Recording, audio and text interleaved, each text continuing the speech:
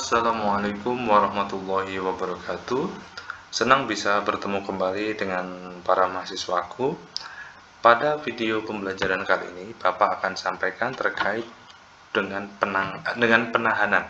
Ya, penahanan ini adalah salah satu proses yang akan dilalui oleh tersangka ketika dia sudah berurusan dengan hukum, alias dia melakukan pelanggaran atau melakukan tindak pidana. Penahanan secara bahasa atau pengertiannya saja dulu.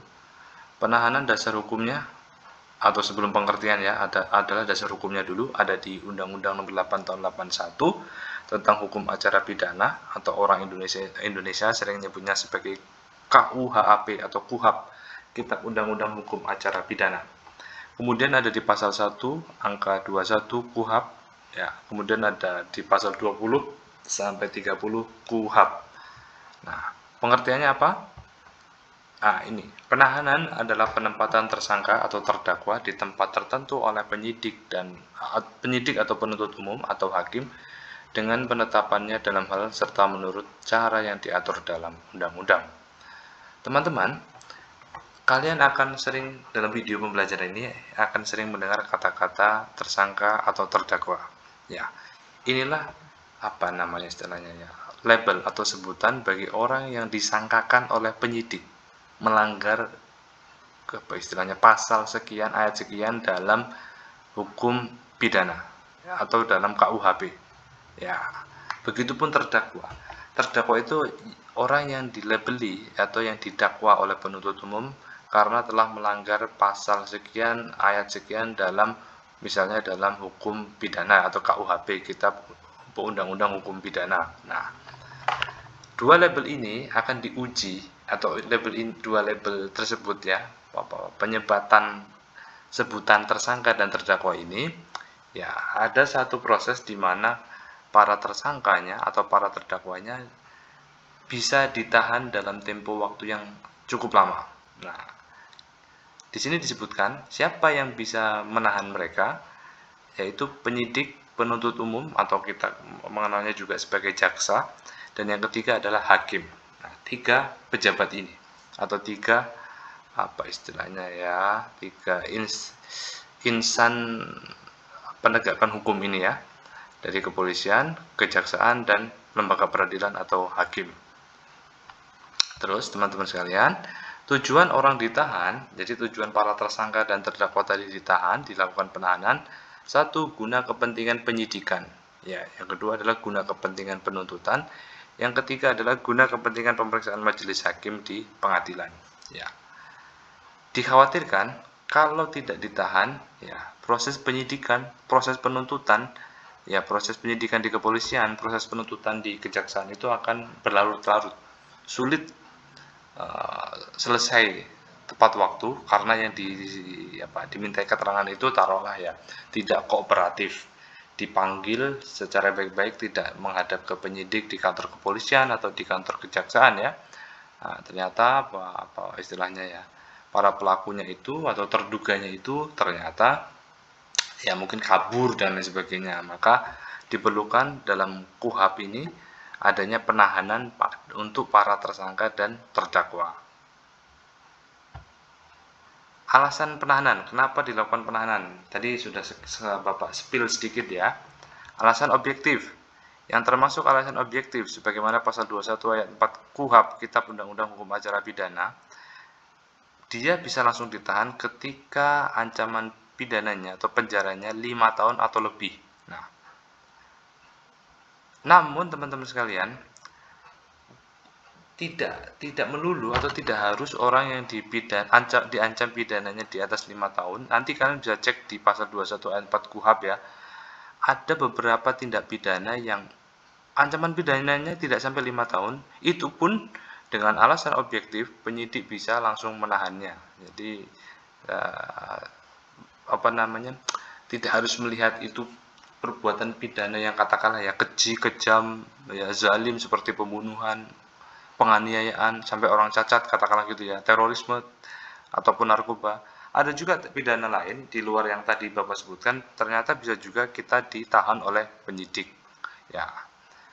Itu tadi alasan objektif menurut peraturan perundang-undangan. Nah, kalau alasan subjektif ya, menurut orangnya, menurut pejabatnya, di pasal 21 ayat 1 Kitab Undang-Undang Hukum Acara Pidana, jadi penyidik karena dia yang berhak, ya apa namanya, atau penuntut umum karena dia yang berhak juga, atau hakim karena dia yang berhak juga, memiliki wewenang juga untuk apa istilahnya ya, segera menahan tersangka atau terdakwa karena dikhawatirkan kalau tidak ditahan, ya, tidak segera ditahan, apa namanya, barang bukti yang telah dia lakukan ketika melakukan tindak pidana itu bisa hilang, bisa dilenyapkan oleh mereka. Nah, kemudian yang kedua, adanya keadaan yang menimbulkan kekhawatiran bagi tersangka dan terdakwa akan melarikan diri. Ya, dikhawatirkan karena dia ini teroris yang apa ya, top markotop ya, number one di dunia ya,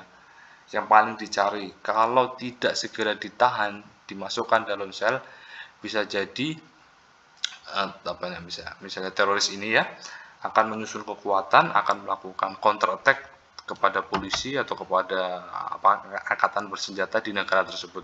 Makanya ketika berhasil ditangkap, misalnya teroris tersebut langsung ditahan, dibawa ke rutan rumah tahanan ya, yang katakanlah jauh atau di pulau seberang ya, yang jauh dari apa namanya, pusat kota, sengaja diletakkan di, misalnya kalau di Amerika ada namanya Alcatraz atau Guantanamo katakanlah gitu ya, ditempatkan di penjara yang cukup jauh supaya para teroris yang lain ini tidak bisa konsolidasi dengan apa, dedengkotnya ini ya. Nah, terus yang ketiga, adanya kekhawatiran terhadap tersangka atau terdakwa merusak atau menghilangkan barang bukti atau juga mengulangi tindak pidana. Dan itu penting ya, teman-teman sekalian. Jadi penyidik ataupun penuntut umum bisa serta-merta langsung melakukan penahanan karena terdakwa ini diindikasi dia mungkin katakanlah ya residivis ya, diindikasi dia akan apa namanya, ini kurang N ya teman-teman, diindikasi juga dia ini apa misalnya akan menghilangkan barang buktinya, misalnya dibuang ke sungai, dibuang atau dibakar, dihancurin dan sebagainya. Nah, kalau tidak cepat-cepat ditahan, ya bisa jadi tersangka ini, mungkin bisa juga terdakwa, akan menghilangkan barang buktinya. Kemudian, teman-teman sekalian, lamanya masa penahanan, ya. Jadi teman-teman, orang ditahan pun harus ada masa apa istilahnya ya, ada temponya, ada masanya, tidak selama-lamanya, tidak seumur hidup ya. Misalnya di level pertama, di level penyidik, dia akan ditahan selama 20 hari. Misalnya selama 20 hari itu penyidik apa istilahnya ya, belum bisa menyelesaikan tugasnya ya, menyusun berkas atau berita acaranya sampai ke berita acaranya ya, sebelum diserahkan ke jaksa atau ke penuntut umum, penyidik bisa meminta kepada penuntut umum untuk diperpanjang waktu penahanannya ya, agar proses pemeriksaan ini bisa cepat selesai. Dan ketika di ACC oleh penuntut umum, maka penyidik akan mendapatkan tambahan 40 hari. Jadi total di level penyidik tersangka itu bisa ditahan sampai 2 bulanan ya. Nah, terus 2 bulan ya. Terus yang kedua adalah kalau misalnya berkas itu sudah berhasil atau masuk ke penuntut umum, ternyata penuntut umum juga apa ya, keteteran menyusun berkas-berkasnya ya, maka setelah ditahan 20 hari, penuntut umum bisa memperpanjangnya sampai 30 hari kemudian dengan syarat minta persetujuan dari ketua pengadilan negeri setempat ya, di mana tindak pidana itu terjadi. Nah, terus sama dengan hakim PN, setelah 30 hari di hakim PN, hakim PT, hakim pengadilan negeri, hakim pengadilan tinggi, setelah diperiksa selama 30 hari oleh majelis hakim di pengadilan negeri atau pengadilan tinggi, taruhlah kasusnya itu sidangnya sampai viral, berlarut-larut ya, sampai pagi ketemu pagi ya, 1 bulan ternyata nggak kelar-kelar karena kasusnya ini kasus ya menyita perhatian publik, maka ketua pengadilan negeri ya bisa meminta persetujuan kepada, tadi kalau hakimnya dulu ya, majelis hakim bisa meminta persetujuan kepada ketua pengadilan negeri. Kalau si pelakunya atau tersangkanya misalnya naik banding atau ada upaya hukum, maka hakim di pengadilan tinggi bisa meminta persetujuan ke ketua pengadilan tinggi tempat mereka bertugas. Masing-masing akan diberikan tambahan waktu penahanan selama 60 hari, termasuk juga kasasi. Kalau sudah sampai level Mahkamah Agung, lebih dari 50 hari masa pemeriksaan, maka hakim Mahkamah Agung yang memeriksa katakanlah butuh tambahan waktu bisa meminta persetujuan kepada Mahkamah Agung agar masa penahanannya diperpanjang lagi maksimal sampai 60 hari. Nah, total jadi 110 hari kalau kasasi, sampai kasasi ya. Akan tetapi teman-teman sekalian, apakah cukup cuma 400 hari saja proses penahanan seseorang yang ditangkap polisi karena diduga melakukan tindak pidana, apapun itu perbuatan pidananya ya? Ternyata teman-teman sekalian, setelah melewati 400 hari itu, si pelaku, entah itu tersangka atau terdakwa, bisa diperpanjang lebih lama lagi selama 60 hari. 30 hari plus 30 hari. Apa buktinya? Apa landasan hukumnya? Nih. Di pasal 29 ayat 1 Kitab Undang-Undang Hukum Acara Pidana, guna kepentingan pemeriksaan atau penahanan terhadap tersangka atau terdakwa dapat diperpanjang berdasarkan alasan yang patut dan tidak dapat dihindarkan. Nah, misalnya ketika ditangkap oleh polisi, tiba-tiba ya si tersangkanya atau terdakwanya itu kena gangguan, entah gangguan fisik atau mental, yang itu sudah dikuatkan oleh keterangan dokter, membuat istilahnya proses pemeriksaan itu lebih lama.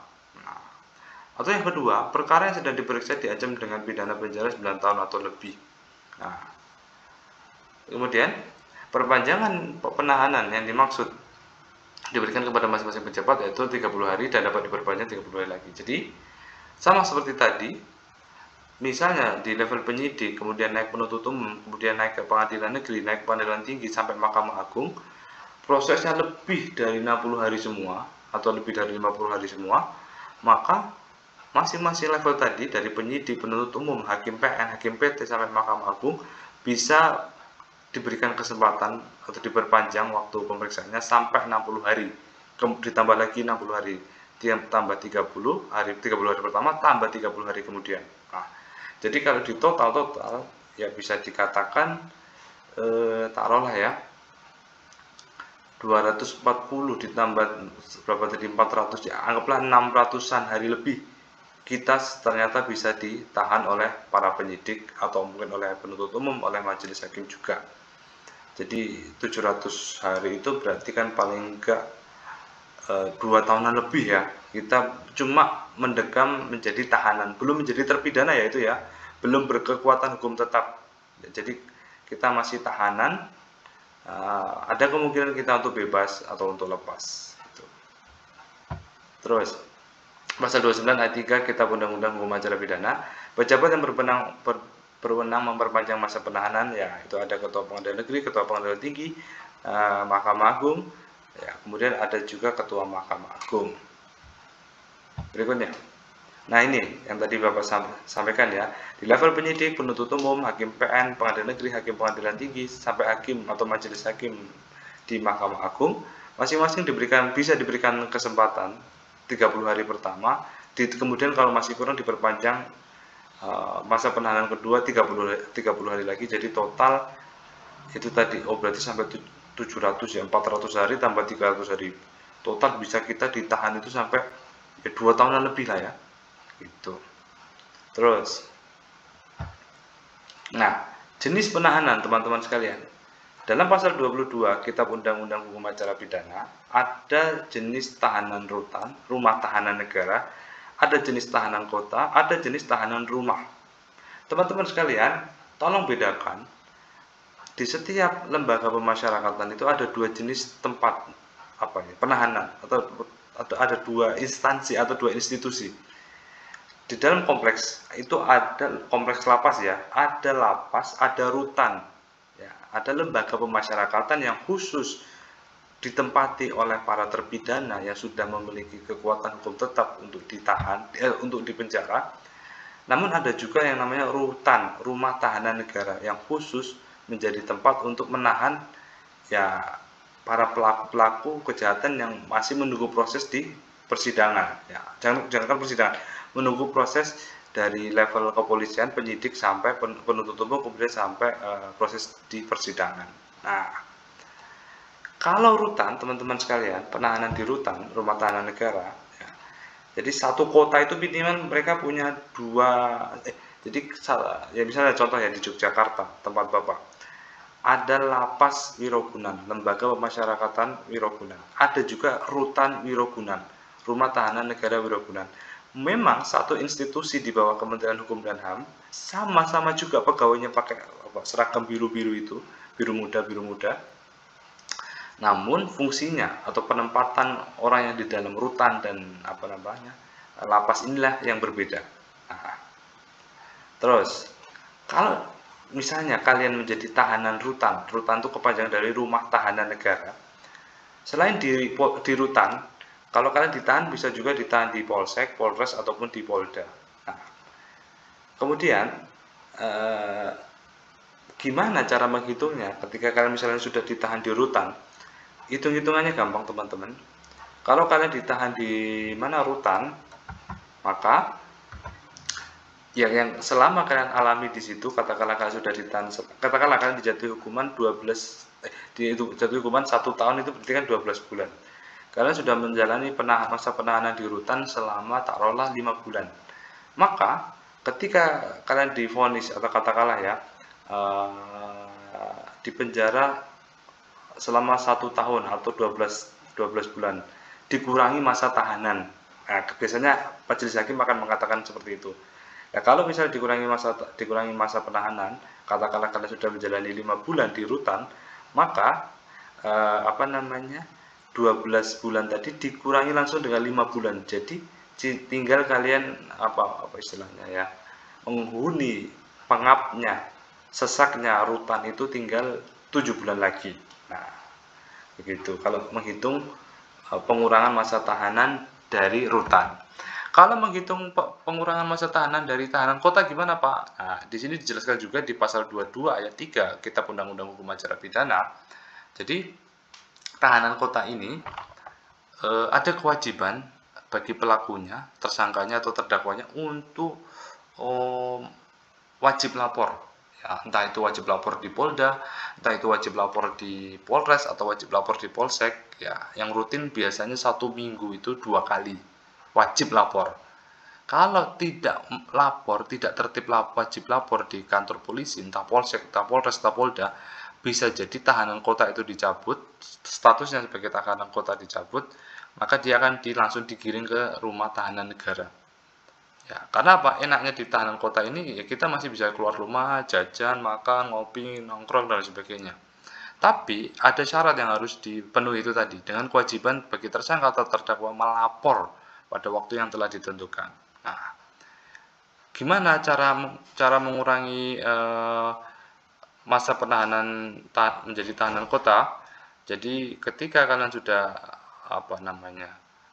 sudah menjalani masa penahanan selama 1/5 bulan, taruhlah ya kalian ditahan 12 bulan atau 1 tahun, sudah menjalani misalnya 5 bulan masa penahanan, tinggal dikali saja 5 kali 1/5 berarti kan 1 bulan. Nah, jadi 12 bulan dikurangi 1 bulan, itulah sisa kalian harus menjalani tahanan masa pidana yang harus kalian jalani. Tadi kan kalian ditahan, ini gampang-gampangnya gini, karena Bapak tidak ada kursor ya untuk coret-coret ya. Karena kalian divonis oleh majelis hakim penjara selama taruhlah ya 12 bulan, kan berarti 1 tahun tuh. Nah, kalian sudah menghuni atau menjadi tahanan kota selama 5 bulan. Nah, maka 5 bulan itu dikali 1/5 kan tinggal 1. 5 kali 1/5 kan 1. Berarti kan itu 1 bulan. 12 bulan dikurangi 1 bulan, nah, maka berapa? Tinggal 11 bulan. Nah, itulah 11 bulan masa pidana kalian atau masa penjara kalian yang harus kalian lalui, harus kalian lewati, harus kalian huni di lembaga pemasyarakatan di kota tersebut di mana kalian melakukan tindak pidana. gitu. Terus tahanan rumah yang terakhir. Bisa juga kalian menjadi tahanan rumah. Ya, dimana tentunya kalau jadi tahanan rumah ya kalian hanya mendekam di rumah, dan di mana di rumah itu kalian akan diawasi entah oleh polisi, entah oleh aparat yang lain ya. Ya, terus itu ada dasarnya di pasal 22 ayat 2 Kitab Undang-Undang Hukum Acara Pidana. Nah, bagaimana cara menghitung orang yang ditahan di rumah, menjadi tahanan rumah, ketika sudah dia berkekuatan hukum tetap, taruhlah ya, dia divonis oleh majelis hakim selama 1 tahun penjara atau 12 bulan penjara. Nah, ternyata dia sudah ditahan di rumah, menjadi tahanan rumah selama 3 bulan. Nah, maka 3 kali sepertiga kan 1 bulan. Nah, 1 itu dikurangi 12. Jadi 12 dikurangi 1, 12 bulan dikurangi 1 bulan kan berarti tinggal 11 bulan.